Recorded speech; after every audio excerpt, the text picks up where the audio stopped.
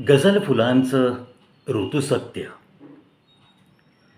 चला मित्रांनो, episode number 20. तुम्हारी याद को दिल से भुला दिया मैंने.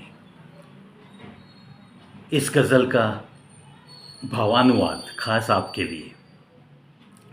कहा जो तुमसे वो करके दिखा दिया मैंने. कहा जो तुमसे वो करके दिखा दिया मैंने.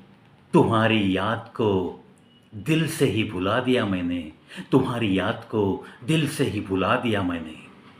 तेरे खतों को नदी में बहा दिया मैंने. तेरे खतों को नदी में बहा दिया मैंने. हर एक निशान मोहब्बत को मिटा दिया मैंने, मिटा दिया मैंने. ये क्या किया कि किसी बेवफा की चाहत में. ये क्या किया कि किसी बेवफा की चाहत में वफा का अपनी सारा खजाना लुटा दिया मैंने. सारा खजाना लुटा दिया मैंने. मित्रांनो, हा प्रेमी बघा किती मनाने दुखावलाय. आणि तो जेव्हा मन दुखावलं जातं, जेव्हा त्याला समजतं की आता इथं ते प्रेम राहिलं नाही, तेव्हा तो तिच्याशी एक वादा करतो. काय करतो वादा? चल, तुझी प्रत्येक आठवण मी विसरून जायचा प्रयत्न करीन.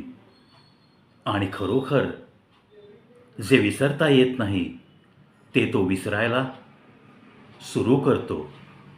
आणि मग तो या गझलद्वारे, या ओळींच्याद्वारे तिला सांगतोय की तुझ्याशी जो मी वादा केला होता की सगळं विसरून जाईन मी एकदा, आणि तसंच मी केलेलं आहे.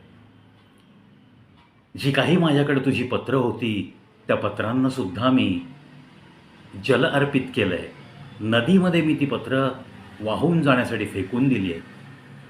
बघ ना, आपल्या प्रेमाची एक एक आठवण मी कशी नष्ट केली आहे, मी कशी नष्ट केली आहे. असंच काहीसं तो आपल्या प्रेमिकेला सांगतोय. आणि शेवटी उद्विग्न मनाने तो म्हणतोय, खरंच जी धोका देणार होती ना, जिनं मला प्रेमात धोका दिला, तिच्यासाठीच मी मात्र सगळी वचनं पाळत पाळत प्रामाणिकपणे तिच्यावरतीच प्रेम करत राहिलो. आणि तिच्यावरच माझ्याकडं होता त्या प्रामाणिकपणाचा सर्व खजिना मी संपवून टाकला. फक्त तिच्यासाठीच, फक्त तिच्यासाठीच.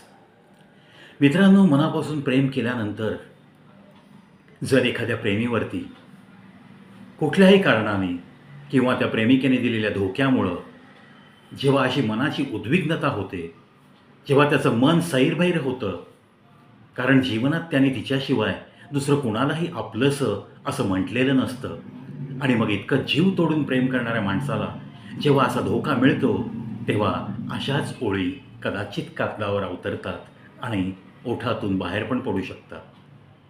अंजुम यांच्या अशा मस्त गझलांचा हा भावानुवाद गझल फुलांचं ऋतुसत्य या पुस्तकाद्वारे डॉक्टर नसीम एम पठाण यांनी मराठी जनापर्यंत पोहोचवण्याचा केलेला हा प्रयत्न.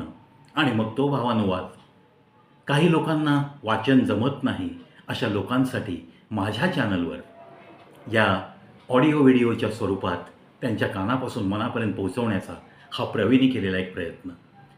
हा गझल फुलांचं ऋतुसत्य हा एपिसोड आज हा 20वा एपिसोड आहे.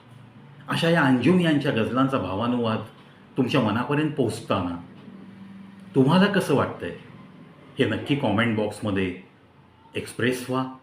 कॉमेंट बॉक्समध्ये प्रवी तुमची वाट पाहतोय. तुमच्या भावना आम्हाला जेव्हा कळतात तेव्हा आमचा उत्साह द्विगुणित होतो, हे कधीही विसरू नका. चला, आजच्या या 20व्या एपिसोडमध्ये इथंच थांबतो. गझल फुलांचं ऋतुसत्य या कविप्रवीश शो यूट्यूब चॅनल, एक युनिक चॅनल, या चॅनलवर असाच हा प्रवास चालू राहील. आणि आशा करतो तुम्ही माझ्या या प्रवासातसुद्धा नक्कीच बहुमूल्य साथ देत राहाल.